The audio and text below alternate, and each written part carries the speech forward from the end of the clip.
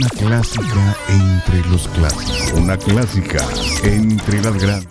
Radio Continental. Compartiendo todo el legado musical de todos los tiempos. Radio Continental. Exclusivamente para el buen gusto musical.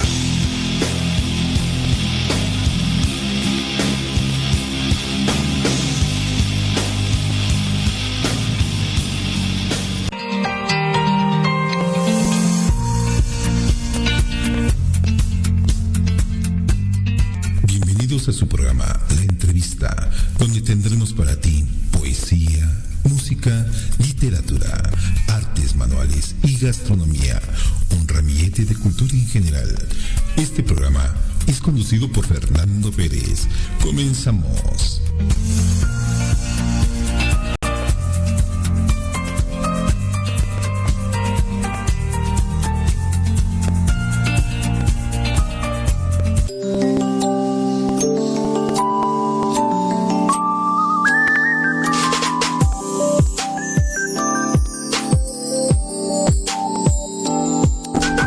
Amigos, muy buenas tardes, tengan todos ustedes, les saluda a su amigo y servidor Fernando Pérez Licea. Bienvenidos a su programa, La Entrevista. El día de hoy, como saben, cada 8 días nos vestimos de gala en su programa, donde tenemos grandes personalidades. Les recordamos que estamos transmitiendo en vivo, completamente en vivo, desde la bella ciudad de Querétaro para el mundo, a través de los micrófonos de Radio Continental. Y esta noche, bueno, pues le damos la bienvenida al doctor Jesús Díaz, quien es egresado de la Universidad de Guadalajara, para posteriormente hacer su maestría y doctorado en el CIDETEC, donde ha desarrollado temas de fotoelectroquímica con aplicaciones en celdas solares y de combustible. Ha realizado estancias doctorales en la Universidad de Polister en Francia y postdoctorales en la Universidad de Lima en Perú y en University of British Columbia en Canadá. Coordinador de proyectos con industria privada en temas de celdas de combustible, materiales porosos, semiconductores para fotoelectrólisis solar y descontaminación acuosa. Bueno, pues le damos la bienvenida al doctor justamente Jesús Díaz. Doctor, ¿cómo se encuentra usted? Muy buenas noches. Buenas noches, muy bien, gracias a usted. Aquí estamos, doctor. Bueno, pues aquí estamos impresionados con su semblanza, pero bueno, vamos a la parte que nos deja, doctor. Díganos si nos permite que nosotros podamos incurrir un poco en la parte, pues en la parte de la persona de Jesús Díaz, quien es justamente, ¿de dónde es usted, doctor? De Guadalajara, Jalisco. Guadalajara, Jalisco. Y si nos permite, porque al final tenemos una sorpresa para usted, platíquenos cómo fue la infancia del doctor, bueno, de aquel joven, de aquel niño Jesús Díaz. ¿Cómo fueron sus parte familiar? Si nos gusta platicar, por favor. Sí, claro que sí. Bueno, pues para mí fue algo, pues muy... es una de las partes más bonitas, pues, de mi vida en realidad. En gran medida, pues la motivación de lo que me hace desarrollarme ahora en esta parte, en la ciencia y en la investigación, pues tuvo como origen, pues esa etapa, ¿no? En la infancia. En gran medida, pues digamos, lo fomentó mi padre. Bueno, mi papá, en realidad él siempre me alentaba a hacer cualquier cosa que veía yo que tenía alguna clase de interés, ¿no? Entonces, yo al ser hijo único, pues obviamente toda la atención estaba dedicada a mí, ¿no?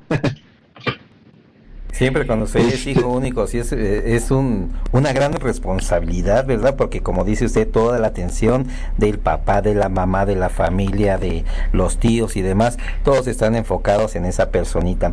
Pero dígame, ¿cómo era su edad primaria? ¿Qué es lo que a usted le gustaba hacer cuando estaba en la institución primaria? Pues algo que yo pienso que en gran medida fue lo que hizo que me orientara para esta parte fue que yo recuerdo así como muy vívidamente el hecho de que mi papá pues me platicaba como a una edad de tener unos 4 o 5 años.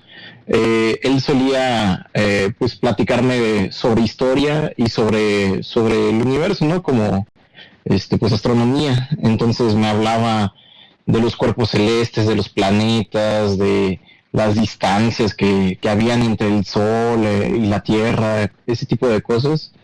Y pues de verdad que eso me fascinó, ¿no? Además de que motivó pues mucho pues el hábito de la lectura, que digo, yo pienso, o al menos así lo considero, que pienso que de niño leía todavía, o sea, mucho más. Yo hoy en día leo, pero leo como cosas del trabajo, ¿no? Artículos científicos y demás, pero literatura y todo, toda esta parte enriquecedora, formativa, pues él la motivó, la detonó, ¿no? Me compraba libros de lo que yo quisiera y empezaba a leer y hizo que empezara a leer como a edad temprana, ¿no? Como a los 5 años, yo creo. Ya empezaba a leer. Yo cuando llegué a la primaria también, él me enseñó también inglés a esa edad también. Crecí bilingüe gracias a él. Me enseñaba como juegos mnemotécnicos para eso, ¿no? Para desarrollar la memoria un poco, pero con números, ¿no? Entonces, yo sin saberlo, ya a edad un poco más adulta me vine dando cuenta de que pues eran series geométricas, ¿no? Me decía, ¿cuánto es 2 por 2? Y por 2, y por 2, y por 2. Entonces, para mí era un juego de memoria, pero en realidad, o sea, después de que me puse a pensarlo, dije, oh, vaya, entonces como que tenía también otra intención, ¿no? Y a él le encantaba eso, ¿no? Como que yo aprendía un juego nuevo, que para mí era un juego, pero pues él sí veía que había un poco más allá de eso, ¿no? Y con la lectura solito me fui como orientando, ¿no? Tenía pues acceso a diferentes tipos de libros, libros que ellos tenían, sobre todo esta colección de los libros de la serie Time, y pues ahí venían muchas pequeñas historias, ¿no? O bueno, o sobre ciertas áreas, y eso fue pues como que lo que me empezó a interesar. Oiga, doctor, y usted cuando justamente ya con esta enseñanza, esta instrucción primaria que tenía de su señor padre, cuando llega a la primaria, ¿cuáles eran las materias que más le interesaban cuando usted estaba, no sé, primero, segundo, tercero de primaria? Ciencias naturales, siempre me encantó, me fascinó, ¿no? Era como, no sé, era esencialmente fascinante, tratar de entender el porqué de las cosas, ¿no? Algo que me llamaba mucho la atención en ese entonces era, pues uno empieza por un poquito de cuestiones como de biología, ¿no? Y de entender, no sé, por ejemplo, los ciclos del agua y cosas de este estilo. Entonces, para mí era muy interesante, de verdad. O sea, me llamaba, era atractivo todo ese tema. Y también, de cierta manera, como que las matemáticas también se me empezaron a dar. Y algo que siempre hubo como una especie de rivalidad o dualidad, que también debe tener como origen por parte de mi papá, ¿no? Que él solía pintar pues como hobby, y a mí me llamaba mucho la atención también eso, ¿no? Entonces sí, fue para mí eso como una gran guía, ¿no? Entonces las ciencias naturales para mí eran así, wow, súper interesantes. Yo siempre esperaba que tuviéramos esta clase como para ver, o sea, qué cosas me iban a comentar, qué había de nuevo, ¿no? Como algo para mí era como nutritivo, era muy, muy atractiva esa parte de la escuela. Y cuando uno estaba pequeño, quiere ser uno algo cuando tiene un superhéroe, quiere ser bombero, quiere ser policía, quiere ser jugador. ¿Usted qué quería hacer cuando era pequeño? Yo sí, creo que sí estaba tenía las cosas un poco claras. Tenía, pues por lo mismo de que me gustaba también el dibujo y el arte y todo esto, la pintura, yo decía que o quería ser dibujante de Walt Disney o quería ser científico. Entonces, desde pequeño dijo, yo quiero ser científico, y ese pensamiento se le externó alguna vez a algún familiar, algún amiguito en la escuela que dijera, yo quiero ser científico. Sí, es cierto, en algún momento como que lo dije. De hecho, a veces cuando pues uno ve, por ejemplo, películas o o caricaturas para mí, ¿no? En esos tiempos, como que ese tipo de representaciones, pues un poco infantiles, ¿no? De que el científico ese está todo el tiempo, tiene su mesa desorganizada, tiene un montón de papeles y todo eso, pero decía, es que los papeles deben de tener como cosas bien interesantes que leer. Sí me llamaba la atención y sí mis amigos a veces de repente como que me decían, oye, así como que te atrae mucho esto, ¿no? Y digo, sí, a mí me gustaría ser, como alguien como algún estudioso, ¿no? Como un científico, les decía. Y mi papá también, mi mamá, siempre les dije, ¿no? Como que, de hecho, a mi mamá no le gustaba mucho la idea de inicio, dice, ay, no, dice, esa gente se termina volviendo loca. Y quizá tenga razón en algo, ¿no? Mire nada más. Y cuando, por ejemplo, usted ya con esta preparación que llevaba previa al entrar justamente a la educación primaria, ¿cómo fueron sus notas, doctor? Pues sí, yo creo que de alguna manera pues me ayudaron, ¿no? a moverme para este lado. La verdad es de que sí me fue bastante bien. Era el motivo de orgullo de mis papás, ¿no? De que casi siempre pues decían, ay, es que es muy bueno en la escuela, le va muy bien. Y pues de primaria y secundaria pues sí, siempre fui como niño, que dicen, no, niño de 10, pero sí me fue bastante bien en esos años. Y pues la verdad es de que no creo que haya habido ningún problema en términos de notas en ese tiempo. Ya a medida que se fueron complicando las cosas, pues la historia se cambia un poco, ¿no? Pero sí, siempre me gustó y siempre me fue más o menos bien ahí en la escuela. ¿Cómo lo recuerdan sus compañeros o cómo recuerda usted la convivencia que tenía con sus compañeros de preparatoria? Esa etapa fue muy interesante también.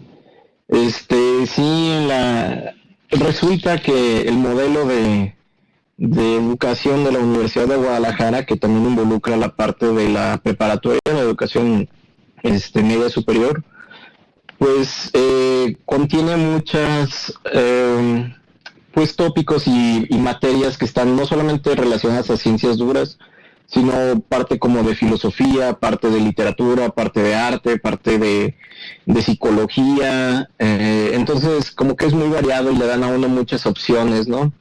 Y yo recuerdo que pues era muy común de que la gente hiciera como sus pequeños grupitos. Y yo siempre tuve un grupo de amigos a los cuales pues los recuerdo con muchísimo cariño. Y era como yo era un poquito de todo, me movía entre las aguas. Tenía unos amigos que eran muy, pues como muy aplicaditos, ¿no? A veces luego la gente dice, ay, es que son los ñoñitos, ¿no?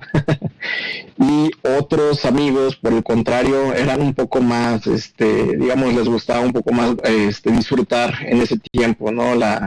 Pues la juventud, siendo quinceañeros y demás. Y estos chicos también, con ellos me llevaba súper bien. Yo creo que nunca tuve problemas por amigos, al contrario. Mi mamá se quejaba de que dice, es que eres muy amiguero. Y por ejemplo en estas situaciones sabemos que la diversión no está peleada con el estudio, con la preparación.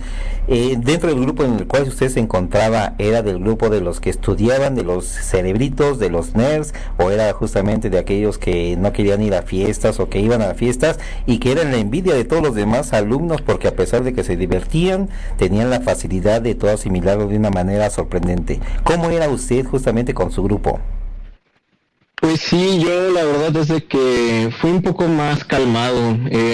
A medida que fui creciendo, pues era bastante notorio y evidente pues la edad de mis papás, ¿no? O sea, yo me volví consciente de eso porque debo agregar que pues yo nací tarde en el matrimonio de mis padres, me tuvieron ya un poco entrados en edad. 22 años para ser exacto después de haberse casado. Entonces, y siendo hijo único, pues esto le da un poco más de contexto a la historia, ¿no? Entonces, pues sí, me volví consciente de esta situación y digamos, yo mismo procuré no ser demasiado, pues digamos, problemático, ¿no? Entonces, la verdad es de que aunque me la pasé con mi grupo de amigos que sí eran los más aplicadillos, los más cerebritos, pero vaya, o sea, lo disfruté muchísimo, o sea, además no tenía problemas, ¿no? Por socializar, ese era el menor de los problemas, entonces, sí, yo me llevaba muy bien con prácticamente todo el mundo, creo que a la fecha aún me resulta fácil volver a entablar comunicación con mis ex compañeros, con mis amigos de la época. Y doctor, cuando usted ya está en la parte de la universidad, entonces, bueno, desde pequeño usted ya llevaba bien definido cuál era el camino que quería llegar para ser un científico, para ser un investigador. Cuando esté en la universidad, ¿cómo fue su etapa universitaria? Pues fue bastante interesante. Yo sí me visualizaba en la parte de pues llegar a los estudios superiores, a estudiar. Pues yo lo que veía eran dos posibilidades, ¿no? Veía química como una opción, que fue lo que hice, ingeniería química, eso fue lo que estudié, y la otra estaba en la parte como de física, pero por alguna razón digamos, el ambiente o el contexto industrial de Guadalajara, que yo visualizaba quedándome en la ciudad, pues tiene una fuerte componente de industrias químicas, ¿no? De base química. Entonces, para mí, dije, bueno, o sea, lo que me podría ayudar a quedarme en la industria sería estudiar ingeniería química. Y sí, pues eso fue básicamente lo que empecé a hacer, ¿no? Ahí, me gustó mucho la carrera, me agradó el ambiente que se tiene en la universidad, era muy abierto ahí en el campus en el centro de ciencias, centro universitario de ciencias exactas e ingenierías, el acrónimo es CUSEI, y pues en el CUSEI ahí fue donde, pues sí, tengo también muchísimos recuerdos entonces, ¿no? De mis colegas. Ahí sí, mis amigos, no eran precisamente los más, los más mataditos, pero wow, o sea, tuve una experiencia increíble. Con ellos disfruté muchísimo. Tengo amigos que en verdad son increíblemente inteligentes. Tengo un colega que se fue a estudiar a la universidad, creo que fue en Pensilvania, si mal no estoy, y se fue completamente becado, un chico extremadamente brillante. Y otros compañeros que igual son los quiero muchísimo, también chicos muy aplicados, dedicados, pero no matados. Eso sí era interesante. Había un balance muy interesante ahí. Es que esa parte de que cuando los estudiantes son muy buenos y no son matados, de veras que son la envidia de todo estudiante, todo aquel que dice cómo es posible que se puedan divertir de una manera sana, que puedan hacer todo esto y que todavía saquen las mejores calificaciones. Doctor, usted prácticamente, bueno, pues es muy joven. ¿Y qué le dio por querer estudiar, prepararse en el extranjero? Oh, bueno, pues creo que desde niño hubo un sentimiento de desapego pues al lugar donde nací, pues en realidad, o sea, siempre me gustó mucho la ciudad de Guadalajara, la adoro y de hecho siempre quise regresar, pero en realidad me empecé a dar cuenta de que pues habían muchas experiencias que yo me imaginaba, con las cuales yo soñaba de niño, que quería pues experimentar, ¿no? Que quería vivir.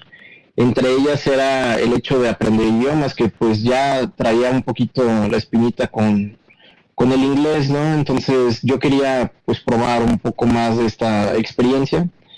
Y cuando decidí estudiar la maestría, porque no fue algo directo, pues, trabajé un tiempo después de que terminé la licenciatura. Después continué con la maestría y en la maestría me di cuenta y dije, es que tengo que salir del país, quiero vivir esto, es una necesidad para mí imperiosa de tener esta experiencia porque me siento capaz, me siento confiado, yo quiero robustecer esta parte, ¿no? Esta experiencia. Y sabía que las posibilidades de poder, digamos, enriquecer este apartado académico serían mayores si yo salgo del país, ¿no? Y trataba de verdad de buscar el laboratorio que mejor digamos, se perfilaba para que estuviera alineado con mi formación. Yo sí me veía en esta área cuando cuando volví a estudiar, cuando regresé a la maestría, dije, yo voy a ser un investigador y esto es lo que quiero, a lo que me quiero dedicar. Doctor, ¿y en alguna ocasión alguien le pudo haber dicho que no se pueden realizar las cosas? Pues sí, o sea, como que puede llegar a ver personas y hacer comentarios y sobre todo porque, bueno, por ejemplo, voy a mencionar una experiencia muy puntual, ¿no? Yo tengo mucha familia del lado de Nayarit y por ahí algún tío en algún momento me hizo el comentario de que estaba estudiando, me preguntó, y le dije que ingeniería química. Y me dice, ay, ¿eso como para qué sirve, no? Entonces, y yo le explicaba, ¿no? Como que era, pues, para aplicaciones industriales, procesos de producción masiva, etcétera. Y me decía, ay, ¿eso como para qué? Y en algún momento también, alguien me dijo que, no sé, por ejemplo, ¿no? Sobre la energía solar, que es algo que me gusta mucho y es tema que desarrollo en el centro de investigación. Y es una tecnología que pues hoy en día lo utilizamos bastante por ciertos medios. No hay muchas tecnologías derivadas de ellas y algunas son futuristas. Y cuando la gente menciona esto, a veces de repente dice, no, o sea, ¿y eso cuándo se va a poder hacer? Y no parece factible. Entonces, pues me recuerda muchísimo, ¿no? A todas las historias que existen dentro de la ciencia. Por ejemplo, sencillamente con los descubrimientos de Albert Einstein y el efecto fotoeléctrico. O sea, en 1905 se le dio el premio Nobel por esta cosa que parecía como etérea, inalcanzable, poco entendible, y sin embargo, estas demostraciones dieron origen a toda la tecnología que existió en el siglo XX, ¿no? Entonces, si nos podemos comunicar el día de hoy es precisamente por eso. Entonces, no porque en el momento parezcan imposibles las cosas significa que no son posibles. Significa que en ese momento no tenemos las herramientas para poderlo demostrar. Pero en algún momento podrá hacerlo y estamos en el camino, ¿no? O sea, no es una cuestión de que se pueda o no se pueda, es más bien de que temporalmente estamos limitados por ciertas restricciones, ¿no? Quizá tecnológicas o quizá de entendimiento, y eso lo llamamos teórico, pero sí no, o sea, sí hay de repente comentarios desalentadores, pero de verdad que, o sea, no me pueden quitar para nada esta, digamos, seguridad que tengo sobre ciertas cosas, no son convicciones personales. ¿Qué le ha dado el estudio, doctor? ¿Qué me ha dado el estudio? ¿Qué le ha dado el estudio? Porque en muchas de las ocasiones decimos, no hombre, ¿quieres tener dinero? Dedícate a otra cosa. ¿Quieres ser famoso? Dedícate a ser futbolista. ¿Quieres hacer esto? Dedícate a cantar, a hacer muchas cosas. Mucha de la gente el día de hoy nos vamos o se van por las cosas fáciles. Había un comercial, a lo mejor usted no se ha de acordar que es muy joven, pero había un comercial que decía, si las cosas se hicieran fácilmente, cualquiera las haría. Sin embargo, ¿sí? Estas cuestiones de tecnología, en estos momentos nos estamos enlazando vía una llamada de celular y estamos transmitiendo a través de la radio, a través de Facebook, estamos transmitiendo a través de muchos canales, y alguien en algún momento tuvo que haberse preparado para que nos hiciera, sin darnos cuenta, aquella persona que en estos momentos nos está mandando un WhatsApp, un mensaje de un texto, un correo. Esas personas se tuvieron que haber preparado muchísimo para nosotros hacernos todavía la vida mucho más fácil. Por eso le comento, ¿qué le ha dado a usted el estudio?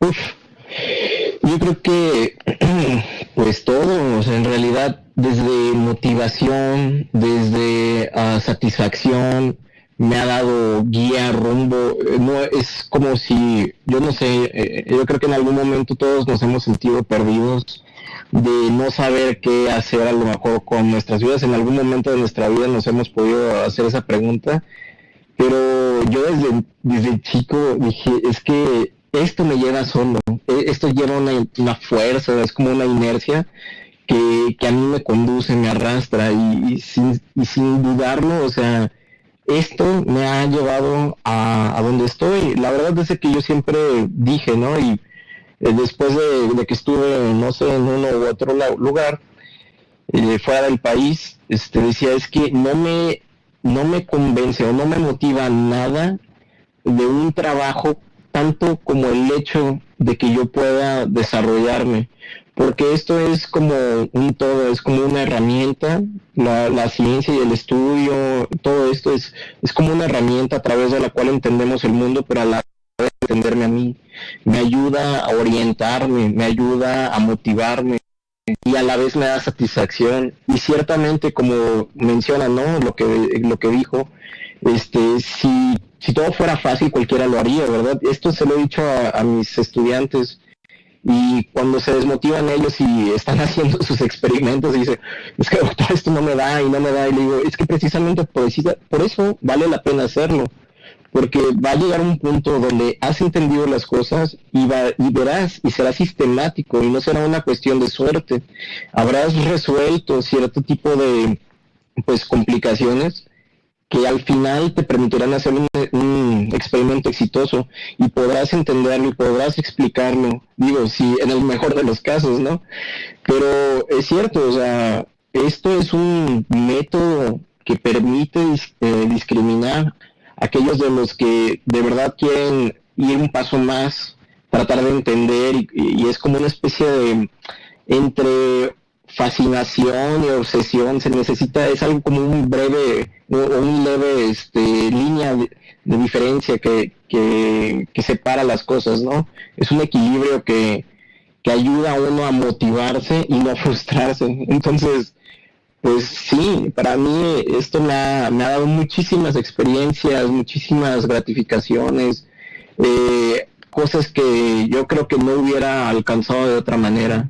De hecho, para mí sí fue algo definitivo, así, algo decisivo, cuando dejé la industria y dije, no, es que no voy a obtener las mismas satisfacciones de quedarme aquí que de regresar a volver a estudiar, ¿no?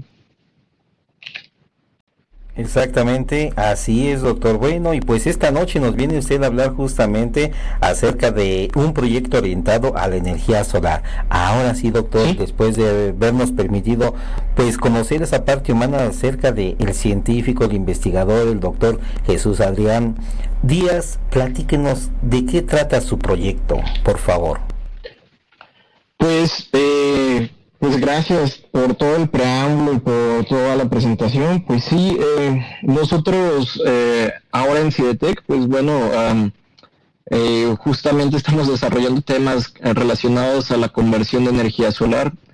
Esta pues es en realidad es una energía en la que estamos bañados todos todo el tiempo prácticamente, ¿no?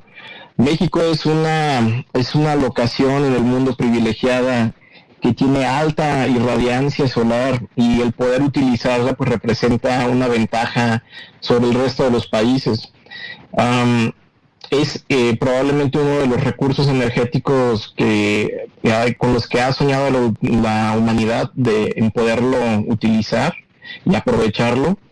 Y nosotros en el CIDETEC lo que estamos haciendo, tenemos un proyecto patrocinado por CONACYT, de la convocatoria Ciencia de Frontera en 2019, que trata de desarrollar materiales que ayudan precisamente a convertir los fotones que vienen de la energía solar a convertirlos a electrones, pues aprovechado como electricidad, ¿no? Entonces, estos materiales ya son conocidos por el hombre. En realidad, esto no es el motivo de la novedad del proyecto, pero estamos tratando de entender por qué algunos de estos sistemas funcionan mejor que otros.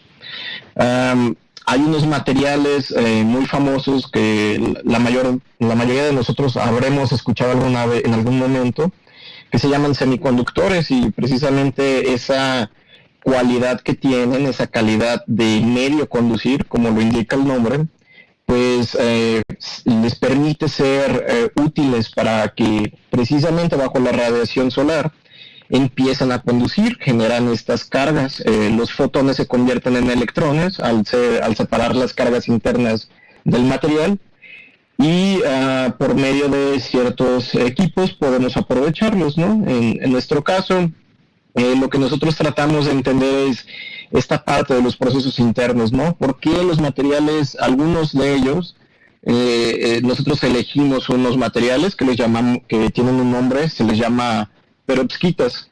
Es una estructura que tiene, pues es una familia de materiales, no nada más hay uno de ellos, hay una serie de materiales, y lo que tratamos de hacer es, desde su síntesis, producirlos en el laboratorio, observar de qué dependen sus propiedades, si es alguno de los procesos que utilizamos durante su síntesis, y hemos adquirido pues equipos muy adecuados, diría yo, para su caracterización.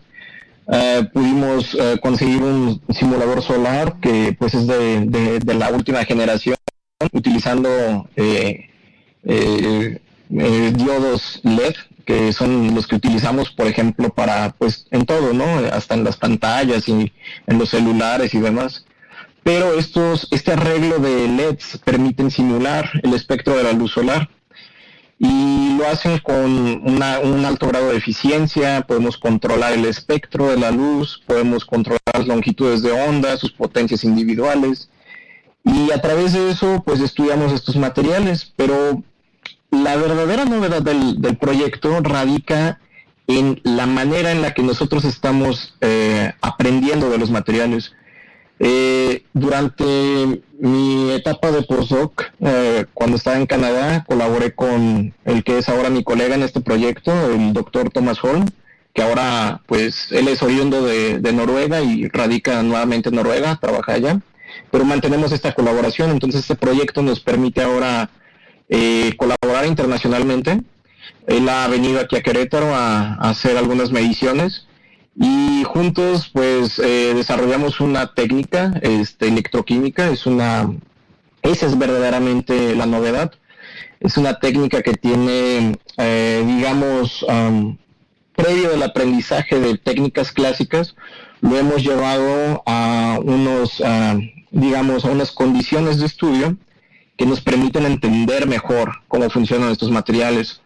La técnica tiene un nombre, se llama eficiencia de colección compleja, y básicamente lo que hace es estudiar estas reacciones, pero cuando son perturbadas, les llamamos así, cuando están siendo estudiadas bajo corriente alterna. Entonces, pues es algo interesante, es algo novedoso. La técnica promete mucho. Lo que queremos hacer es generar como una especie de como tipo atlas, donde la técnica nos permita, nosotros podamos cartografiar, digamos, el comportamiento de algunos materiales bien conocidos, que son los que por excelencia se usan en estas aplicaciones, y después migrar hacia el área donde vemos cuáles de estos materiales novedosos, como las perovskitas, como las espinelas, tienen su gran eficacia, ¿no? Entonces la técnica nos permitiría alcanzar a distinguir entre estos comportamientos, y si nos va muy bien, en el mejor de los casos, podríamos entender por qué algunos de ellos no son tan eficientes y qué son las cosas que deberíamos de mejorar para poder mejorar estos materiales, ¿no? Su eficiencia. Entonces es básicamente eso, ¿no? Este es el proyecto que estamos desarrollando y que actualmente está pues a la mitad, ¿no? Al año y medio justamente. ¿Llevan ahorita solamente año y medio que están desarrollando ustedes ese proyecto, doctor? Sí, el proyecto está planeado para 3 años.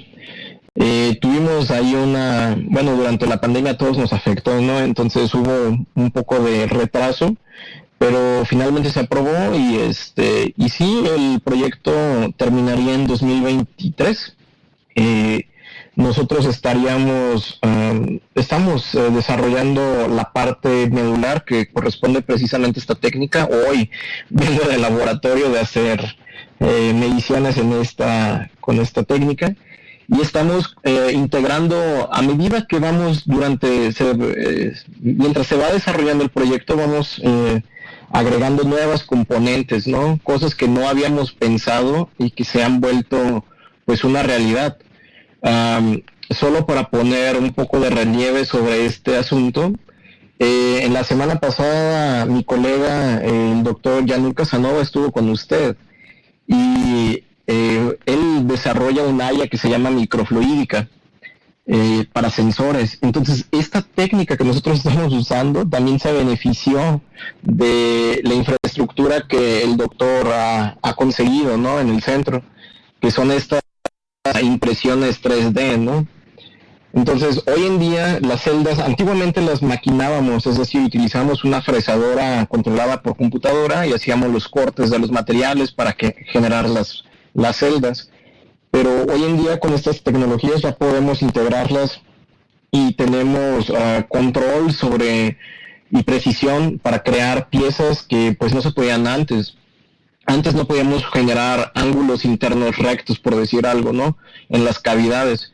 Pero con estas tecnologías sí podemos tener control micrométrico, tienen precisiones muy, muy elevadas. Y esto nos ayuda mucho porque llegamos a estos límites que mencionaba antes, ¿no?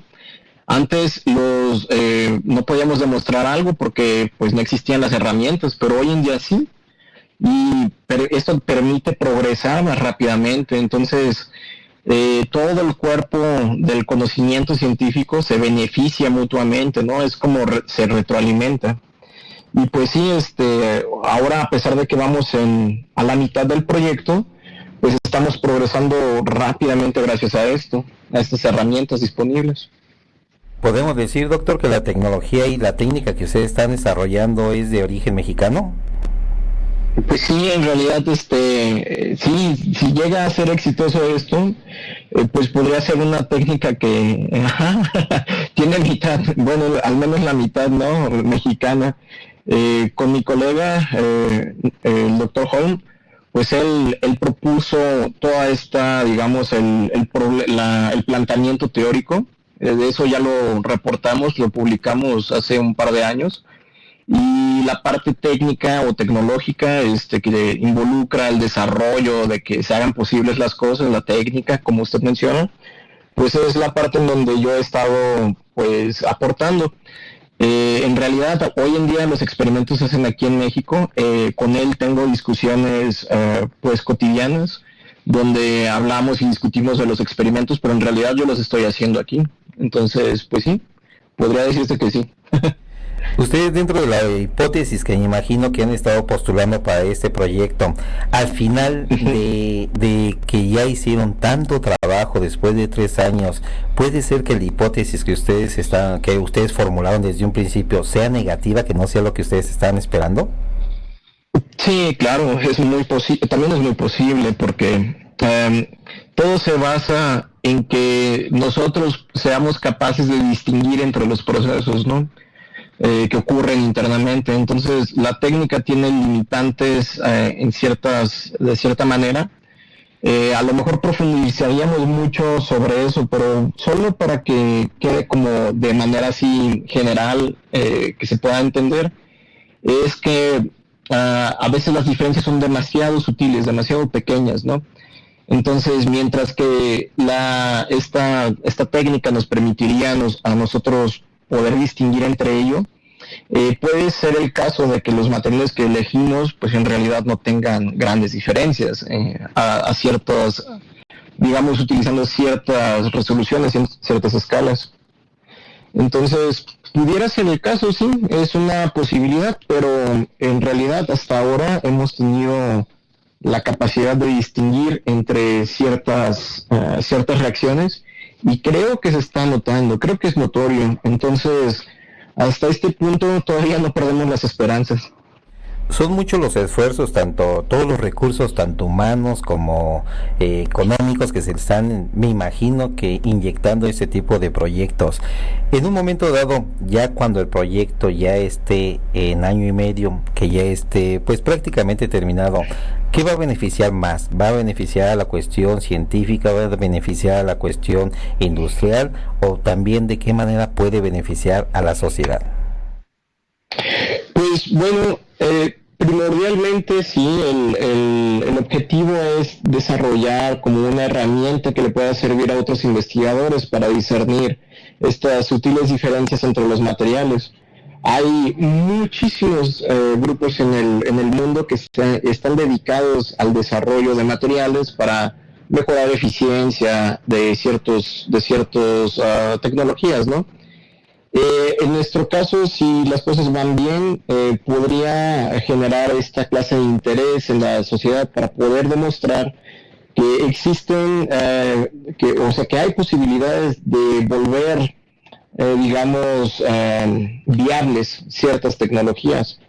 Yo me dediqué a mencionar de manera muy general o muy sobria algunas de estas aplicaciones, pero en realidad no solamente existen las tecnologías de, por ejemplo, de paneles fotovoltaicos, también existen las tecnologías de fotoelectrólisis acuosa, que es algo que ha sido un sueño, ¿no? También de todos los fisicoquímicos, que radica en dividir la molécula del agua para generar hidrógeno y oxígeno.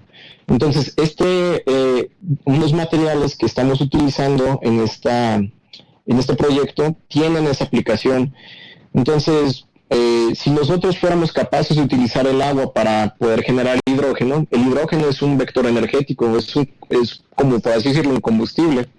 Y este hidrógeno podría ser utilizado en las famosas y célebres celdas de combustible. Entonces, producir hidrógeno a partir de agua es uno de los procesos más verdes que existen. De manera implícita o de manera indirecta, estaríamos demostrando que hay posibilidades para habilitar este tipo de tecnologías, y lo cual pues es uno de los grandes motivadores, ¿no? Hoy en día, que están en todas las discusiones de política. Está esta promesa de descarbonizar el mundo para el 2030. En las pasadas cumbres del G7, por ejemplo, o la Cumbre de las Américas, es un motivo muy álgido, ¿no? De álgida discusión, es un ideal tratar de abandonar las energías fósiles para poder utilizar otros sistemas o tecnologías que no sean tan contaminantes. Entonces, esta es una posible, contribución que podría tener el trabajo. En esta parte que usted nos comenta de descarbonizar el mundo, básicamente, ¿a qué se refiere, doctor? Pues bueno, usted sabe que todo mundo utilizamos automóviles de combustión interna, ¿no? O automotores. Entonces, pues hoy ya se empiezan a ver también hoy en día muchos automóviles híbridos que utilizan ya bien sea gas natural, que utilizan algunos carros utilizan etanol, ¿no? Por ejemplo, en Brasil. O incluso carros eléctricos o parcialmente eléctricos. Entonces, esta idea de poder movernos a automotores o a tecnologías que no utilicen gasolina o que no utilicen, petróleo o cualquiera de sus derivados, pues en realidad esta es la finalidad, porque el mundo está en un punto de quiebre. Estamos incrementando las temperaturas globales por el exceso de uso de estas tecnologías. La electricidad de nuestras casas se produce también con la quema de estos combustibles. Entonces, producir o utilizar procesos alternativos que pudieran generar esta clase de ventajas también es altamente deseable. Es como, por ejemplo, el principio de estas baterías, ¿no? Que también tiene de alguna manera que ver este proyecto un poquito con eso, ¿no? Almacenamiento.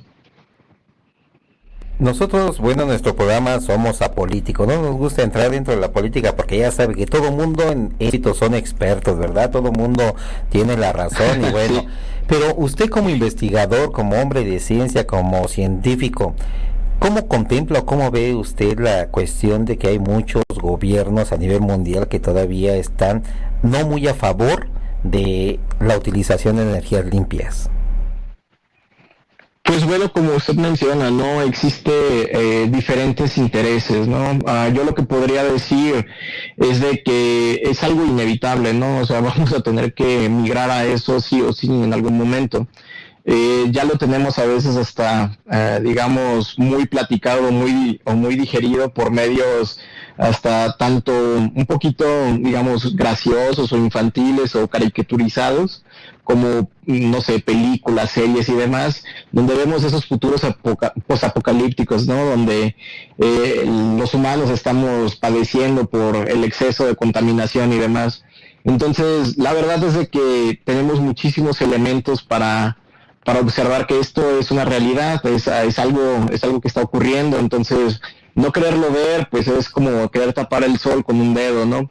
Entonces, pues sí, es algo que entiendo que muchísimos, no sé, fuerzas políticas o fuerzas industriales o digamos, empresas y demás, pues no quieren abandonar, porque su riqueza está depositada en el uso de estos recursos. Es natural que tengan un freno, pero es un freno que tiene fecha de caducidad, ¿no? Tiene un punto donde esto va a debilitarse, y no podemos ser los únicos en el mundo que consumamos nada más este tipo de combustibles, ¿no?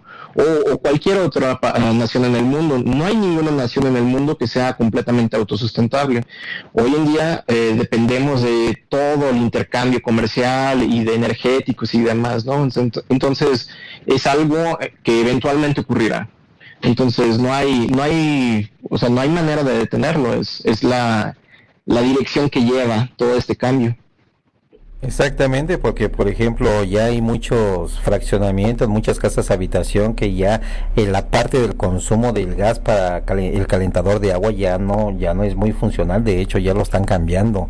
Los calentadores solares son muy buenos, han salido de buena, bueno, así no sé ni cuántas marcas existan, pero son muy funcionales. Estamos consumiendo nosotros, inclusive para la cuestión económica de la economía familiar, ha sido una solución muy buena, porque de esa manera, bueno, pues estamos dejando de consumir en gran parte la cuestión del combustible para poder nosotros, pues, hacer todo ese tipo de combustible por medio de la energía solar. Ahora está, no sé si muy de moda, doctor, pero hay escuelas en las cuales, algunas universidades donde están las carreras de energías no renovables. ¿Qué tanto ímpetu ve usted justo el desarrollo de estos nuevos profesionistas que se están preparando en las universidades para que puedan ejercer el día de mañana? Pues sí, hay una gran fuerza, ¿no?, por medio de estas universidades, lo cual me da muchísimo gusto. Es algo que cuando yo estudiaba me hubiera gustado ver, la verdad, para tener como una, digamos, opción viable el desarrollo de estas áreas.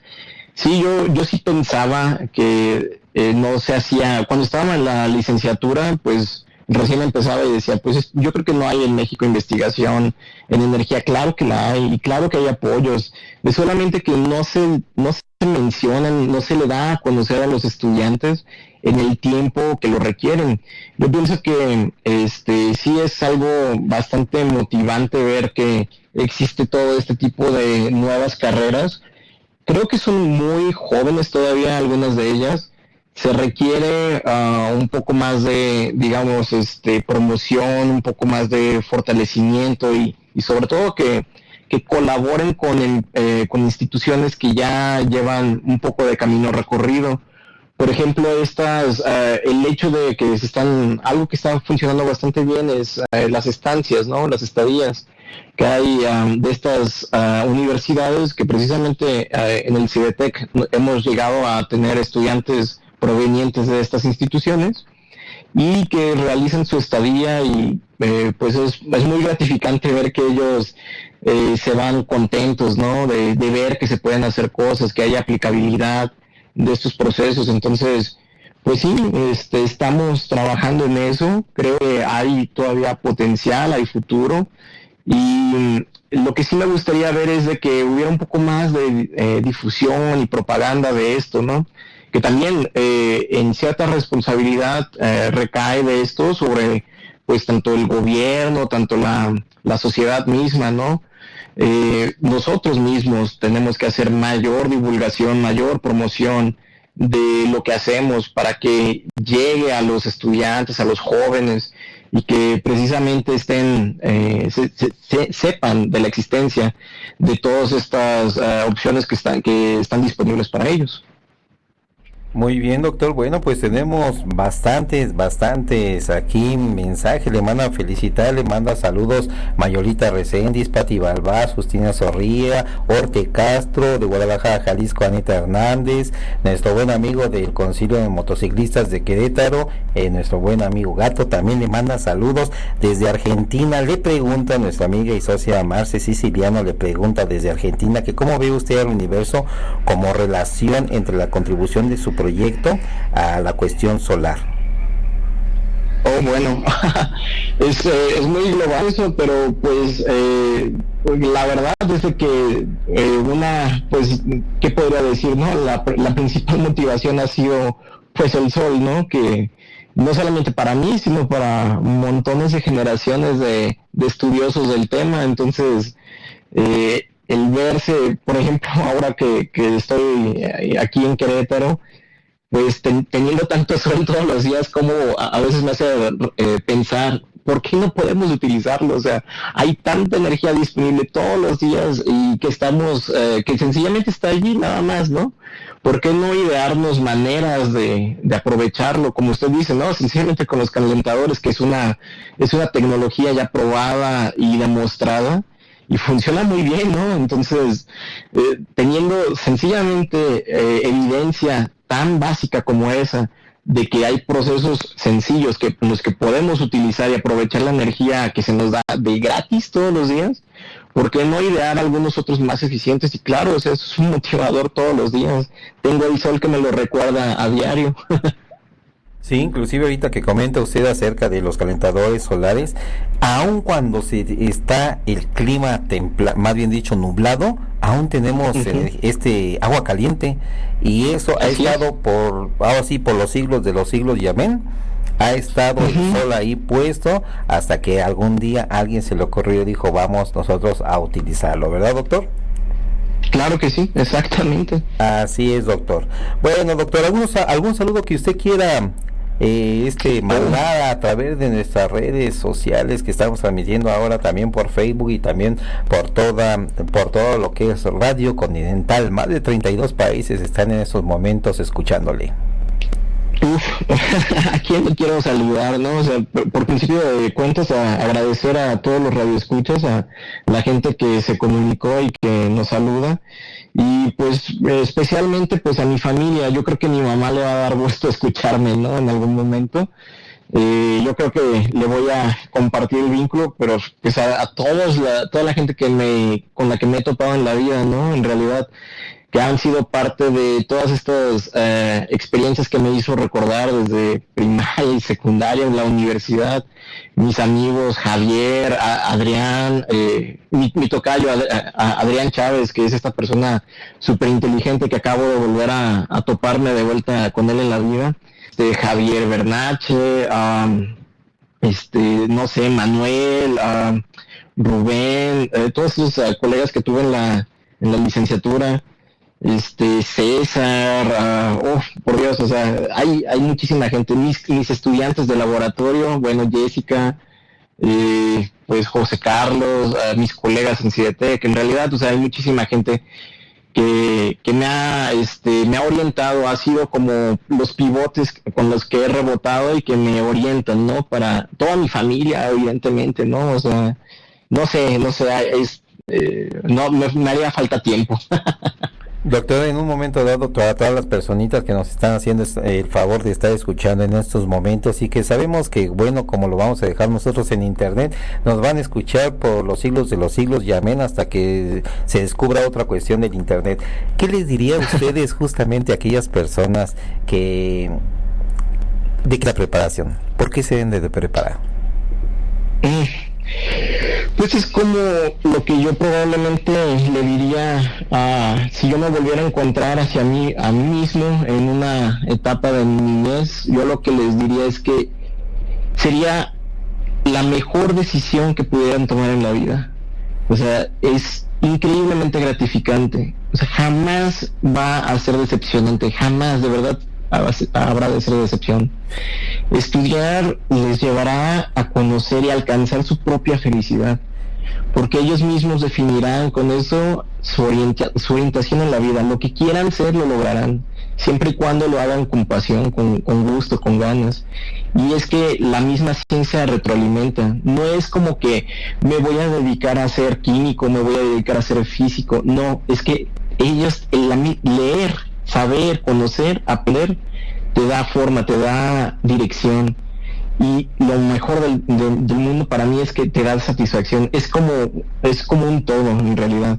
Para mí la ciencia es haber estudiado y haberme dedicado a, pues en el camino en el que estoy, la verdad es que ha sido lo más gratificante del mundo. He tenido mucha suerte, he tenido las bondades de haber tenido acceso a la educación pública, porque siempre fue pública mis estudios, pero de verdad que pues ha sido lo mejor que haya podido hacer. Doctor, eso es lo que usted le recomienda a todas las personas que pudieron haberlo acompañado en el camino de su preparación. Pero si usted tuviese en estos momentos la oportunidad de junto con todos sus colegas del CIDETEC desarrollar e inventar una máquina del tiempo, y pudiera usted picar un pequeño botón y voltear la vista atrás y decirle a ese pequeño niño de 6 años que su papá le enseñó a hablar inglés y que le enseñó a leer y que le enseñó tantas cosas junto con su mamá, ¿qué le diría a ese pequeño Jesús Adrián al día de hoy?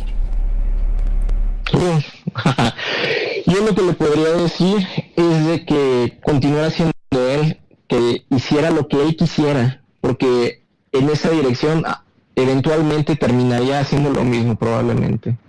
O sea, que siguiera siguiendo sus pasiones, sus sueños, los gustos de él. Yo creo que eso fue lo único que me podría decir. No sé, no creo que errara en decirme con eso. Bueno, doctor, pues de esta manera le queremos agradecer mucho el tiempo que nos ha dedicado para esta entrevista tan interesante, en verdad. Y bueno, pues les queremos agradecer. Estos micrófonos son de usted, estos micrófonos están abiertos para el CIDETEC, para cuando tengan cualquier noticia que darnos. Muchísimas gracias. En realidad ha sido una muy grata conversación. Muchas gracias por la invitación.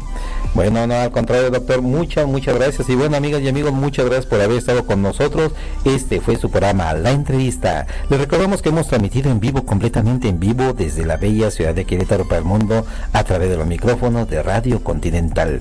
Que tengan ustedes la mejor de las noches. Se despide de ustedes su servidor y amigo Fernando Pérez Licea, y nos escuchamos en la próxima.